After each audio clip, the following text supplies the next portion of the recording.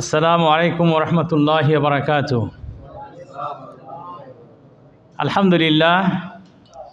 আলহামদুলিল্লাহি রাব্বিল আলামিন ওয়াসসালাতু ওয়াসসালামু আলা আশরাফিল আমবিয়াই ওয়াল মুরসালিন নবিয়িনা ওয়া সাইয়্যিদিনা মুহাম্মাদিন ওয়া আলা আলিহি ওয়া আসহাবিহি আজমাইন। আম্মা বা'দ, আউযু বিল্লাহি মিনাশ শাইতানির রাজীম। বিসমিল্লাহির রহমানির রহিম। ইন্না আনজালনাহু ফি লাইলাতিল কদর ওয়া মা আদরাকা মা লাইলাতুল কদর লাইলাতুল কদরি খায়রুম মিন আলফি শাহর। সম্মানিত দ্বীনি মুসলিম ভ্রাতৃবৃন্দ, খুব সংক্ষিপ্ত সময়ে দুটো কথা বলতে চাই। একটি কথা হচ্ছে লাইলাতুল কদর সম্পর্কে। লাইলাতুল কদর সম্পর্কে আপনারা জানেন না ভাই? জানেন, সবাই জানেন আলহামদুলিল্লাহ। বৎসরের মধ্যে, সারা বৎসরের মধ্যে শ্রেষ্ঠ রাত, এ রাতের চেয়ে উত্তম কোনো রাত নাই। লাইলাতুল কদর, এ রাতে আল্লাহ রাব্বুল আলামিন কোরআনকে লাওহে মাহফুজ থেকে দুনিয়ার আসমানে একবার নাযিল করেছেন। এই রাতে, লাইলাতুল কদর রাতে মানুষের ওই যে ভাগ্য যে লেখা হয়, তাই কি না? আগামী এক বৎসরের কি বাজেট, এটা আল্লাহ রাব্বুল আলামিন লেখেন, কার ভাগ্যে কি হবে। প্রিয় ভাইয়েরা আমার, এজন্য করে খুব সংক্ষিপ্তভাবে যে কথাটা আমি বলতে চাই সেটা হচ্ছে এই: আপনি অনেক সময়গুলোকে গুরুত্ব দেন, কিছু কিছু সময় আপনার জীবনে এতটাই গুরুত্বপূর্ণ যে সেই সময়ের জন্য আপনি অ্যালার্ম দিয়ে রাখেন, তাই কি না? মোবাইলে টাইম সেট করে রাখেন, বন্ধুবান্ধবকে বলে রাখেন, প্রয়োজন কাউকে বলেন যে ভাই দূরে থেকে আমাকে একটু ফোন করবেন। কিন্তু আমি মনে করি যে এই লাইলাতুল কদর, এটা তার চেয়েও গুরুত্বপূর্ণ বিষয়। প্রিয় ভাইয়ের আমার, মুসলিম শরীফের হাদিস, আল্লাহর রাসূল সাল্লাল্লাহু আলাইহি সাল্লাম এই লাইলাতুল কদর পাওয়ার জন্য করে, আল্লাহু আকবার, তিনি রমজানের প্রথম 10 দিন ইতিকাফ করেছেন। প্রথম কয়দিন? 10 দিন তিনি খুঁজেছেন এই লাইলাতুল কদর কীভাবে পাওয়া যায়। 10 দিন খোঁজা শেষ, 10 দিন খুঁজলেন কিন্তু পেলেন না। জি, মসজিদের সামনে দাঁড়িয়ে, মসজিদের গেটে দাঁড়িয়ে সাহাবারা দাঁড়িয়ে আছেন, জিবরাইল আমিন আসছেন, এসে বলছেন, মুহাম্মদ, যে লাইলাতুল কদরকে আপনি খুঁজতেছেন, আমামাক, আপনার সামনে আছে। কোথায় আছে? আপনার সামনে আছে। আল্লাহু আকবার। আল্লাহ রাসূল সাল্লাল্লাহু আলাইহি সাল্লাম তিনি আরও 10 দিন ইতিকাফ করলেন। আরও 10 দিন ইতিকাফ করার পরে তিনি লাইলাতুল কদর পেলেন না। আল্লাহ রাসূল মসজিদের গেটে দাঁড়িয়ে আছেন, সাহাবারা দাঁড়িয়ে আছেন যে বের হবেন। জিবরাইল আমিন আসছেন, এসে বলছেন, মুহাম্মদ, আপনি যে লাইলাতুল কদর খুঁজছেন সেটা আপনার আমামাক সামনে আছে। আল্লাহু আকবার। এরপরে আল্লাহ রাসূল সাল্লাল্লাহু আলাইহি সাল্লাম রমজানের শেষ দশক তিনি ইতিকাফ করেন এবং তিনি লাইলাতুল কদর পেয়ে যান। আল্লাহু আকবার, আল্লাহু আকবার। তাহলে লাইলাতুল কদর কি এমন গুরুত্বপূর্ণ জিনিস যেটা পাওয়ার জন্য করে, যেটা খোঁজার জন্য করে আল্লাহ রাসূল সাল্লাল্লাহু আলাইহি সাল্লাম এতটা মেহনত করেছেন, এতটা কষ্ট করেছেন, সাহাবাগণ কষ্ট করেছেন। প্রিয় ভাইয়ের আমার, আল্লাহ রাসূল সাল্লাল্লাহু আলাইহি সাল্লামের মানে গুফিরা লাহু মা তাকাদ্দাম মিন যামবিহি ওয়া মা তাআখার, তার আগে পরের জীবনের সমস্ত গুনাহ খাতা মাফ। এরপরেও আল্লাহ রাসূল এত মেহনত করলেন। সাহাবাদের এত ফজিলত, এরপরেও সাহাবারা এত মেহনত করছেন শুধুমাত্র এই লাইলাতুল কদর পাওয়ার জন্য করে। আমাদের দেশে কি? আমাদের দেশে ওই 27 রাত। কয় রাত সেটা? এক রাত না ভাইয়েরা, আমি 27 রাতে হতে পারে, হওয়ার প্রবল সম্ভাবনা আছে, কিন্তু সহিহ হাদিসে যেগুলো বর্ণনা আসছে, সেই সহিহ হাদিসের বর্ণনা অনুসারে ইলতামিসুহা ফিল আশরিল আওয়াখির, আল্লাহ রাসূল সাল্লাল্লাহু আলাইহি ওয়াসাল্লাম বলছেন যে এই লাইলাতুল কদর তোমরা খোঁজো রমজানের শেষ দশকে, তাহার রুহা, অন্য শব্দ আসছে তাহার রুহা, এটাকে তালাশ করো রমজানের শেষ দশকে। ভাইয়েরা, আল্লাহ রাব্বুল আলামিন কি পারতেন না ওটা একবারে জানাই দিতে অমুক রাতে? পারতেন না এটা? কিন্তু আল্লাহ রাব্বুল আলামিন সেটা করেন নাই। হাদিসে আসছে আল্লাহ রাসূল সাল্লাল্লাহু আলাইহি সাল্লাম তিনি স্বপ্নে দেখেছেন লাইলাতুল কদর কোন রাতে, তিনি সেটা দেখেছেন এবং বের হয়েছেন ঘর থেকে সাহাবাদেরকে তিনি জানাবেন। সাহাবাদের দেখেন একজন আর একজনের সাথে ঝগড়া লেগে গেছে। আল্লাহ রাসূল সাল্লাল্লাহু আলাইহি সাল্লাম তাদেরকে একটু মিটমাট করে দিতে গিয়েই ব্যস্ত হয়ে পড়লেন। এর মধ্যে আল্লাহ রাব্বুল আলামিন অন্তর থেকে ভুলে দিলেন। ওটা কি হয়ে গেল? ওটা ভুলে গেল। আল্লাহ রাসূল বললেন, ইন্নী নুসিতুহা, আমাকে সেটা ভুলে দেওয়া হয়েছে, আমি সেটা ভুলে গিয়েছি। তোমাদেরকে সংবাদ দেওয়ার জন্যই বের হয়েছিলাম, কিন্তু আল্লাহ ওটা ভুলিয়ে দিয়েছেন আমাকে। ভাইয়েরা আমার, কিছু জিনিস আছে জানেন, আল্লাহ রাব্বুল আলামিন ইচ্ছা করে ওটা গোপন করে রেখেছেন, যাতে করে ওটা তালাশ করার জন্য করে মানুষ কী করে, চেষ্টা করে। কেমন? আল্লাহ রাব্বুল আলামিন বলছেন, হাফিজু আলা সালাওয়াত ওয়াস সালাতিল উস্তা, তোমরা নামাজ সময়ের প্রতি যত্নশীল হও, বিশেষ করে উস্তা মধ্যবর্তী নামাজের প্রতি তোমরা যত্নশীল হও। মধ্যবর্তী নামাজ কোনটা? আল্লাহু আকবার। ভাই এখান থেকে বলছেন তাহাজ্জুদ, আরেকজন বলতেছেন আসর, আরেকজন বলবেন ফজর। আল্লাহু আকবার, এক একজনের এক এক ব্যাখ্যা।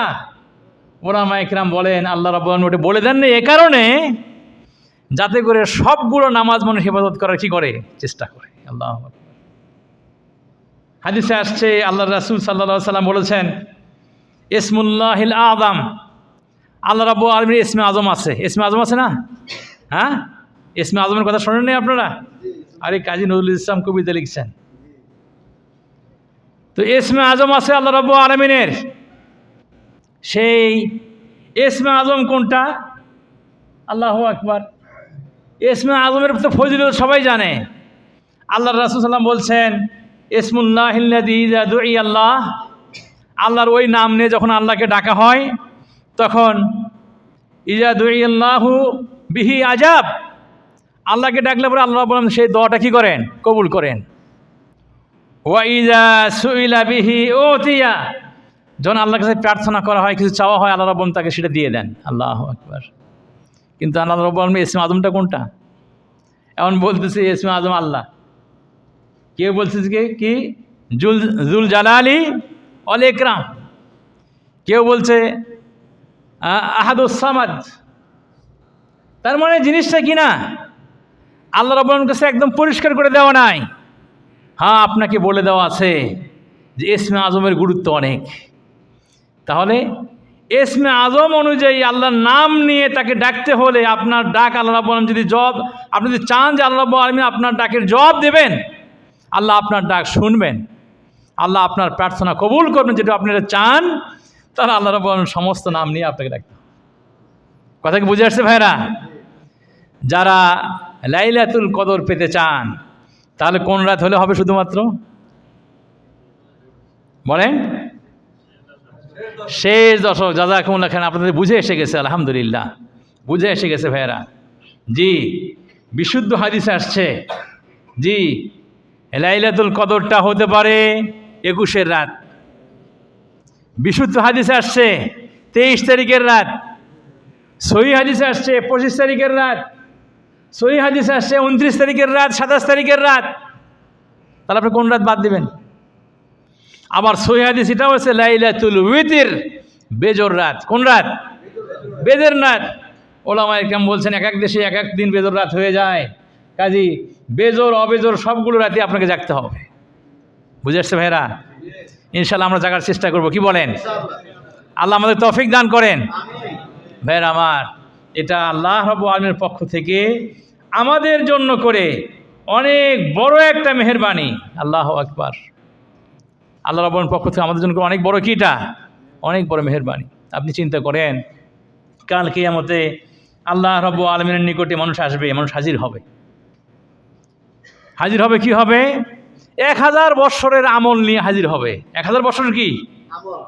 1000 বৎসরের সওয়াব। কারো 800 বৎসরের সওয়াব, কারো 500-600 বছরের সওয়াব। আল্লাহু আকবার। আর এই উম্মতের বয়স 60 থেকে 70 বছর। তো আপনি এই সওয়াব নিয়ে তাদের আল্লাহর নিকট হাজির হবেন, কিন্তু আল্লাহ রাব্বুল আলামিন সময় অল্প, কিন্তু তার মধ্যে কি দিয়েছেন? বারাকা দিয়ে দিয়েছেন। আল্লাহু আকবার, বারাকা দিয়েছেন। লাইলাতুল কদরি খায়রুম মিন আলফি শাহর। আল্লাহু আকবার। লাইলাতুল কদর শুধুমাত্র আলফি শাহর মানে কি? প্রায় 84 বৎসর। প্রায় কি 84 বৎসর। হাজার মাস মানে কি 84 বৎসর। একজন মানুষ 84 বছর বাঁচেও না। আল্লাহু আকবার। আপনার প্রাপ্তবয়স্ক হওয়ার পরে থেকে নিয়ে যদি শুরু করেন আপনি লাইলাতুল কদর পাওয়ার জন্য করে, আর প্রত্যেক রাতে যদি আপনি ইবাদতবন্দি করেন এই রমজানের শেষ দশক, আর যদি আপনি পেয়ে যান, আর প্রতি বছরই যদি আপনার জন্য করে 84 বছর এর ইবাদত বা তার চেয়ে বেশি ইবাদত যদি আপনার আমলনামায় লেখা হয়, আল্লাহু আকবার। আল্লাহর বান্দা, প্রাপ্তবয়স্ক হলেন আপনি কত বছর বয়সে? 15 বছর, 14 বছর বয়সে, 15 বছর বয়সে। এরপরে বাসেন 80 বছর বয়স। আল্লাহু আকবার। তখন তো হয়ে যাবে আপনার আমলনামায় 6500 বৎসরের সওয়াব আপনার নামায় লিপিবদ্ধ হয়ে যাবে। আল্লাহু আকবার। প্রিয় ভাইয়ের আমার, কাজী আমরা এই সুযোগ কি হাতছাড়া করব ভাই? এই সুযোগ হাতছাড়া করব না, এই সুযোগ হাতছাড়া করবেন না। আল্লাহ এই সুযোগ হাতছাড়া করবেন না ভাই।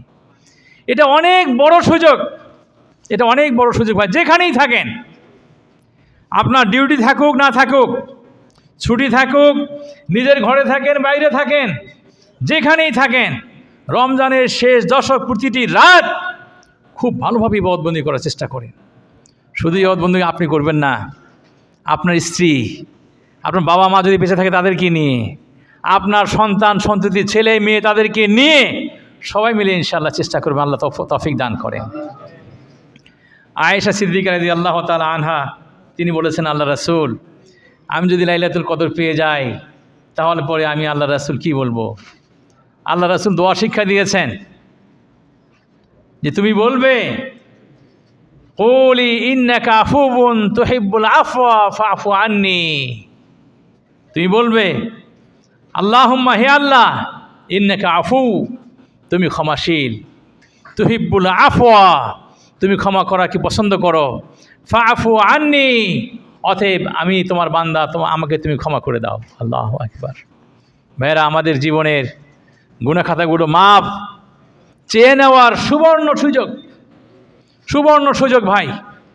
জি আমার সম্মানিত ভাইরা, আসুন আমরা আল্লাহ রাব্বুল আলামিনের নিকট থেকে আমাদের জীবনের সমস্ত গুনাহ খাতা থেকে মাপ চেয়ে নিয়ে পুত ও পবিত্র হয়ে যায়, আমরা পাক সাফ হয়ে যাই। আল্লাহ রাব্বুল আলামিন আমাদেরকে সে তৌফিক দান করুন। প্রিয় ভাইরা আমার, লাইলাতুল কদর সম্পর্কে সামান্য এই কথাটা বললাম। আল্লাহ রাব্বুল আলামিন আপনার মুসলমানদেরকে এই বিষয়গুলো ভালো করে বোঝার, অনুধাবন করার তৌফিক দান করুন। আকুল কওলি হাদা ওয়া আস্তাগফিরুল্লাহ লি ওয়া লাকুম ওয়া লিসাইরিল মুসলিমিন। সুবহানা রাব্বিকা রাব্বিল ইজ্জাতি আম্মা ইয়াসিফুন ওয়া সালামুন আলাল মুরসালিন ওয়ালহামদুলিল্লাহি রাব্বিল আলামিন।